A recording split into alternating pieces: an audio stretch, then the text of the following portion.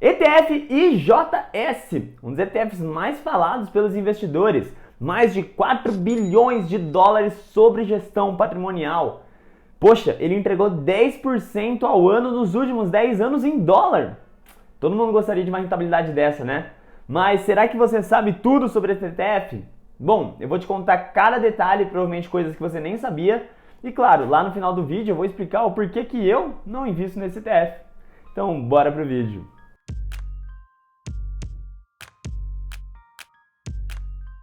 O ETF IJS basicamente é um ETF de valor de small caps. Ele investe em small caps de valor.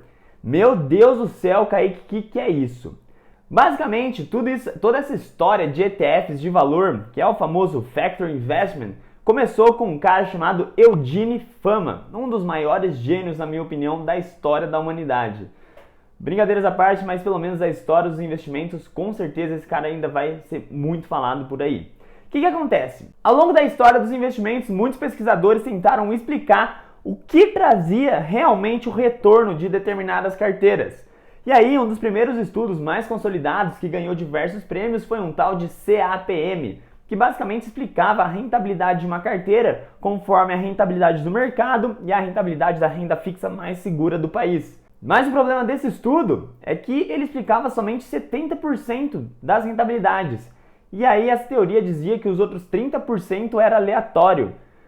E, poxa, é muito estranho. Por mais que pareça bizarro, essa teoria foi muito aceita pelo mercado e é aceita até hoje, inclusive. Quando você estuda para se transformar em um investidor profissional, quando você estuda para ser um analista profissional, te ensinam a teoria do CAPM. Mas e os outros 30%? Onde estão? E aí foi o tal do Eugene Fama que entrou em ação. Ele quis pesquisar de fato o que são os outros 30%. Afinal, os 70% já vem do mercado. Se você se expor no mercado, simplesmente se expor a ele, você já vai ter rendido 70%. Agora falta complementar os outros 30%. E aí foi que o Eugene Fama achou o Factor Investment. Basicamente, investimentos sobre fatores é você pesquisar características das empresas que renderam mais ou menos que a média. E aí que ele publicou um paper com 3 fatores. E ao longo da história, hoje em dia já estamos em 5 a 7 fatores que ele vem pesquisando. E agora, claro, outros pesquisadores também estão agregando a essa pesquisa. Mas entre todos esses fatores, 2 ganharam muita força, porque foram que eles mais tiveram relevância estatística nas rentabilidades. Afinal, esses fatores não são sorte, existem vários cálculos estatísticos que provam que eles são eficientes de fato. E os 2 foram tamanho e valor. Basicamente, o tamanho é dizer se a empresa é grande ou pequena. E valor é basicamente dizer se a empresa é barata ou se ela está cara. Normalmente, as empresas baratas a gente chama que são ETFs de valor, e as empresas um pouco mais caras, que têm lucros constantes, receitas crescentes, a gente chama de crescimento. E ao longo dessa pesquisa, a gente encontrou... A gente não, né? Os grandes pesquisadores encontraram que as small caps de valor, ou seja, as empresas pequenas e baratas, rendem muito mais do que a média e do que todos os outros fatores. E é exatamente por isso que o ETF IJS é maravilhoso, justamente porque ele investe nesse fator que mais rendeu ao longo da história. Claro que isso não é uma garantia que vai continuar se repetindo ao longo da história, mas estatisticamente faz muito sentido você se expor a esses ETFs de fatores de small caps de valor. É o que eu disse, existe um dado que chama T-Stat. Ele basicamente mostra se o dado que a gente está trazendo é sorte ou eficiência. E as small caps de valor mostram um T-Stat altíssimo. Então, sim, provavelmente eles são muito eficientes. Mas um ponto de atenção aqui que a gente deve ter é que o Factor Investment só funciona através de ETFs. Se você resolver fazer um stock picking, já é outra história. Não adianta você pegar esse fator de investimento de ser uma small cap de valor e você querer, por conta própria, selecionar small caps de valor. Provavelmente não vai dar certo. Isso só funciona com ETFs, quando você expõe a algo genérico. E é isso que, por exemplo, o ETF JS faz. Ele basicamente pega o índice S&P 600, ou seja, ele vai pegar 600 small caps e fazer uma seleção ali dentro que eu já vou explicar para você. Então, só um aviso, não pegue esse estudo de fatores e tente aplicar no stock picking. Você provavelmente vai perder muito dinheiro. Bom, agora que você já entendeu o porquê faz muito sentido a gente olhar para as small caps de valor, vamos entender o IJS, o que ele faz.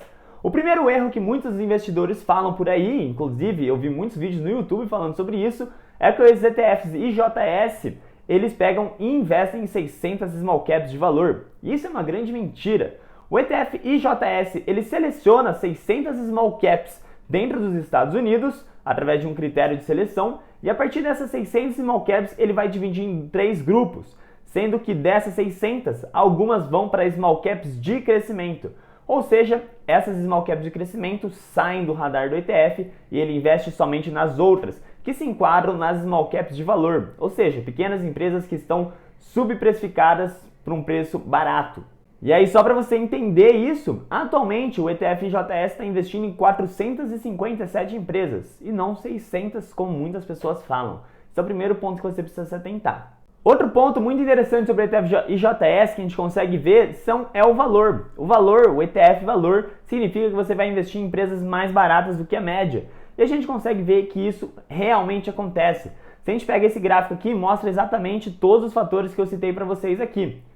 E a gente consegue ver que o que mais predomina é o pequeno tamanho e o valor ali em cima.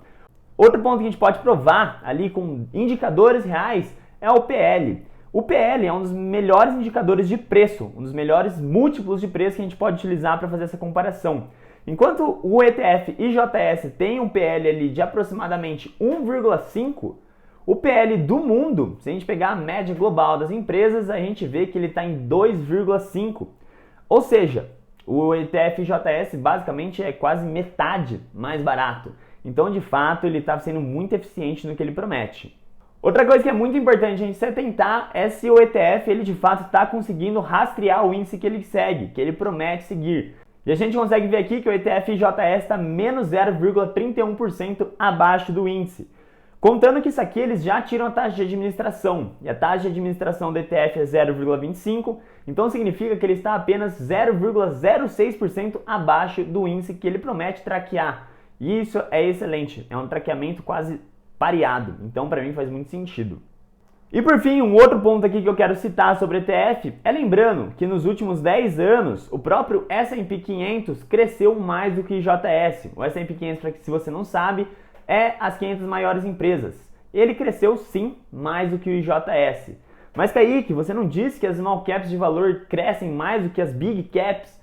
Sim, isso é puramente verdade, mas a gente precisa de paciência e olhar para um horizonte maior de tempo. Então, nos últimos 10 anos, sim, o S&P 500 cresceu mais.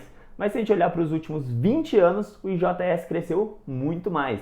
Então, sempre que você for investir em ETFs de fatores, lembre desse ponto, longuíssimo prazo. Mas Kaique, você tá falando tudo muito positivo do ETF IJS e você falou que você não investe nele? O que acontece? O ETF IJS é um ETF que replica um determinado índice, mas ele não possui exclusividade sobre esse índice. Existem diversas outras gestoras que também traqueiam o mesmo índice. E aí, a partir disso, a gente tem que fazer comparações. Afinal, se eles traqueiam o mesmo índice, a gente pode escolher qual que a gente prefere. E só para exemplo, existem outros ETFs que também fazem isso, como por exemplo o Sleeve e o VIOV. E esses dois ETFs, tanto o Sleeve quanto o VIOV, eles possuem uma taxa de administração de 0,15% ao ano, enquanto o ETF IJS possui uma taxa de administração de 0,25% ao ano. Então, se eu tenho 3 opções que fazem exatamente a mesma coisa, eu vou optar pela mais barata. Então, entre IJS e os outros 2 ETFs que eu citei, isso não é uma recomendação de compra nem de venda, tá? Eu escolheria algum dos outros 2 simplesmente por eles serem mais baratos, visto que eles conseguem o mesmo traqueamento, visto que eles têm uma grande gestão patrimonial também. Então, para mim, não faz tanto sentido se expor IJS, sendo que existem outros produtos mais baratos que oferecem exatamente a mesma coisa.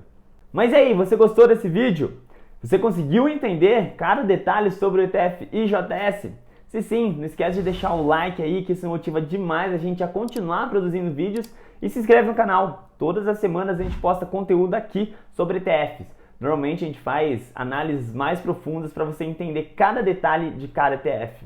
Então, se fizer sentido para você, não esquece de se inscrever. E a gente se vê numa próxima. Valeu, turma!